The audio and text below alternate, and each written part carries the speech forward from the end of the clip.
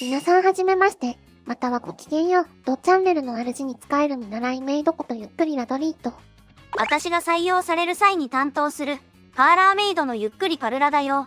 そして上にいるのが同じく自分が採用される際に担当するスティルルームメイドのゆっくりティレルです。今回はパイドラやレムスの1枚初動プラス手札コストからシトラアルバスブレ盤面が確定する天体キルルデッキを紹介していくわよ。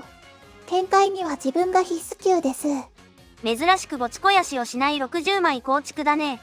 もともとは40枚構築だったんだけど、手札コスト問題や貫通力のなさから、パイドラまたはレムスにアクセスできるほか初動を大量に加えた上で、手札コスト問題を解決できるカードと最低限の汎用札も加えたから60枚構築になったのよ。手札コスト問題。パイドラとレムスでそれぞれメインの展開ルートが異なるんだけど、レムス書道が多少増しとはいえ、どちらとも現代遊戯王を舐めてるくらい手札消費が激しいのよ。何枚くらいです。パイドラ書道はキラなしだと最低4枚、レムス書道がキラなしだと最低3枚手札コストが求められるわ。誘発受けるとすぐ止まる全身性艦隊で草。一応手札コスト足りない場合の展開でも、シトラールまたはバスブレ盤面のどっちか片方は確定するけどね。でもやっぱり、最大展開を目指せるように手札コスト問題をケアできるカード採用や立ち回りは重要です。てかドラギオン系統1枚だけで、高校ワンキルする気を感じられなくて草。エンシェントフェアリードラゴンへつなげる、巷で噂の先行特化天体竜だからね。余裕がないです。マーキャーの立ち回りや、それぞれの展開ルート、妨害された地点や手札内容によるアドリブ展開などを語ると10分の動画で収まりきらないから、一旦お話はこれぐらいにして、あとは実際の展開などを見ながら理解していこうね。対戦参ります。対戦よろしくね。一戦のは先行からよ。キュール。誘発警戒で警告から動くけど、今回の手札状況だと逆にパイドラルートの方が1枚分余裕を持たせられそうです。パイドラ、チュンドラと警告があれば、エンシェントフェアリードラゴンでフィールド魔法を無駄なく使えるからね。ケアなし展開だと、パイドラで3元素をセットして、パイドラ、チュンドラで F 立てて3元素を割れれば、警告アクセスできるイメージよ。警告は名称ターン位置がないから、レムスの他にレガトースとファラークスも揃えていくです。レガトゥスレムスから出せるガジャルグで、ゼキュロスを持ってきて使い回すんだよね。まあそのガチャルグなども名称ターン位置がないから、やりたい放題の過労死枠なのよね。ドラグニキは古くからあるテーマゆえに、名称ターン位置がついてないのが多いです。まあそのおかげで、ドラゴン族に関する展開は一通りできるんだけどね。ちなみに警告でサーチしたファランクスは AF の効果で特殊召喚できるわ。パイドラルットだと早いうちに、ファランクスゼテロスでドラボの子を立てるわよ。レムスルートだとどうなのです？レムスルートだとハールーンを優先して立てて、さらにロムルスの前に1体目のトムスを使うわね。あと今ロムルスからは、ドラクニティグローをサーチしてミスティルへつなげるよ。ミスティルの効果とドラグニティグローの墓地効果を組み合わせれば、再びガジャルグを出して好きなドラゴン族を持ってこれる上に、ミスティルガジャルグでランク6のトムスへつなげられるです。ちなみにガジャルグからは、自分を持ってきて墓地へ落としておくですよ。パドラで蘇生するようだね。自分は炎属性ドラゴン族だから、天敗竜を有効活用できるです。一方その後出したアトゥムスからは、レダメをリクルートしてまたガジャルグを使い回すよ。ミスティルを使い回すためにサンサーラを持ってきて墓地へ送っているね。用済みになったアトゥムスとレダメで守護万竜をリンク召喚して、追憶を落とすですよ。墓地融合で竜破壊の剣士を出すようだね。それと同じく用済みになった守護万竜とガジャルグで、今度は天球を立てるよ。リリースされた際のリクルート効果目的です。ここでガジャルグで持ってきたサンサーラが役立つわけだね。ミスティルはファランクス装備、天球からはハドラをリクルートするよ。自分を蘇生して、ドロドロゴンと融合するのです。得体の知れないアイドルと絡むティルル姉さん、ありだな。自分で変な想像をしないでください。よかった。私はこのデッキにおいて必須枠ではないおかげで、回避できるよ。定期的にドラゴンメイドと交わるドロドロゴンへ。さあ自分とドロドロゴンで有効召喚。ドラゴンメイドシトラーレです。あとはミスティル・ファランクスでバスタードラゴンを立てれば、すでに墓地にある有効内容のドロドロコンと強くもあるし、バスブレ盤面の用意も完了だね。無駄がないね。無駄がない美しい展開にするのが当チャンネルの美学よ。さて相手はメイドの蘇生に対して陣を打ってきたわね。そのタイミングに合わせて竜破壊の剣士を融合召喚するです。マナゆえに相手ターンでも墓地融合ができるのよ。かっこいいバスターブレイダーのご登場だね。蘇生で1ドローはされるけど、しょうがない。オットライスト。天体意識。危ね。相手が魔法だけをコストにしてくれたおかげで無効にできたわ。あと少しでまくられてたです。マーナにはともあれ勝利。対戦ありがとうねご。ざいました。今回はまだアドリブが少ない方のテンプレ展開だけど、誘発が飛び交うときはアドリブが多くなるから、実際はもっと難しいデッキよ。むしろテンプレ展開通りになる方が珍しいです。まあソリティア月にはおすすめよ。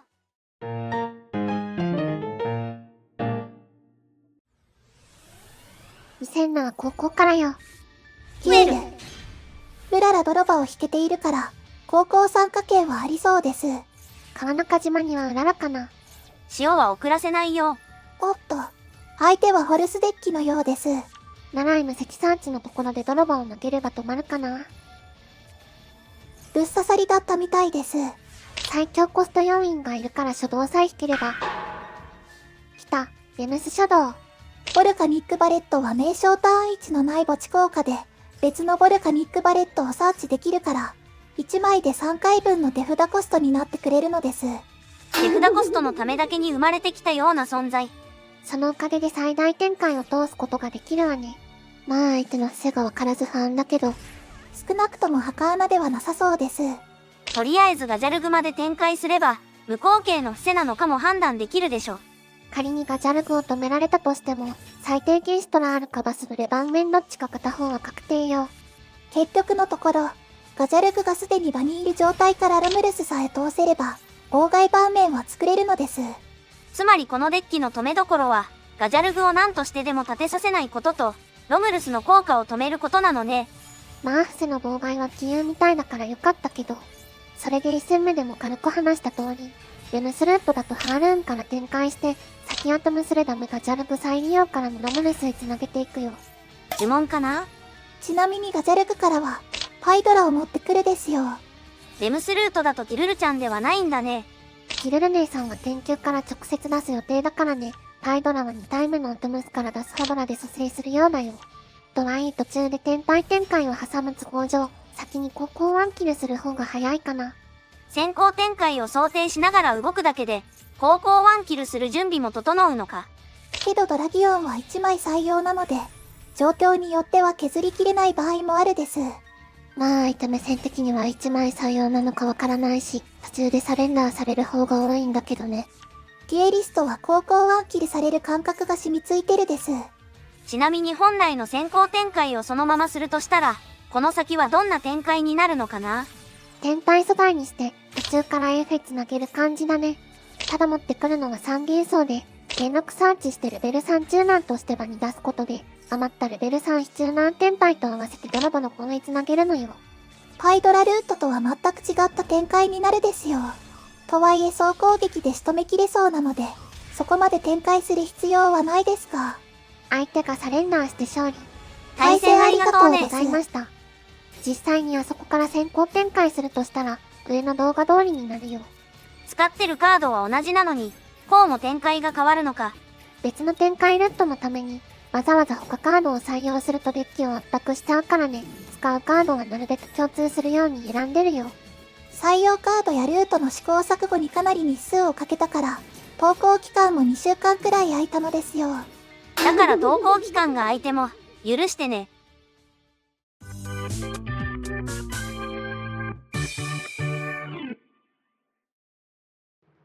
ここからは軽いデッキの解説と振り返りをするわ。キルル姉さんパルラ姉さん、初動や実際のゲールの振り返りと、デッキ評価について代わりに話してもらえるかしら。もちろん OK です。まず1枚から確実に動ける初動が7種類で17枚。初動率で表すと 82% です。元禄は初動に含めない感じなんだね。最初の方に出すレガトースが超従属だから、元禄のドラゴン族しか特殊召喚できなくなる制約的に初動にはなり得ないんだよね。その分レムス書道のルートにおいては、ドロドロ5へつなげるために必要なカードです。不必要なカードはないということなんだね。それと確実ではないんですが、2枚書道も存在します。テンペスト自体はもともと、封印の黄金筆で丸4効果を目的とした書道用除外要因でもありますが、丸1効果で手札から風属性をコストにすれば、封印の黄金筆がなくても書道として活用できるですよ。だから風属性の泥場も、数ある札誘発の中から優先的に採用しているんだよね。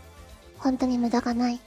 それで展開についてですが、レムスパイドラ療法の展開は先ほどのデュエルで一通り見せたからいいとして、それよりもたびたび触れている手札コストが足りない場合や、妨害受けて展開を伸ばせない際の展開についても紹介するです。確かに気になるね。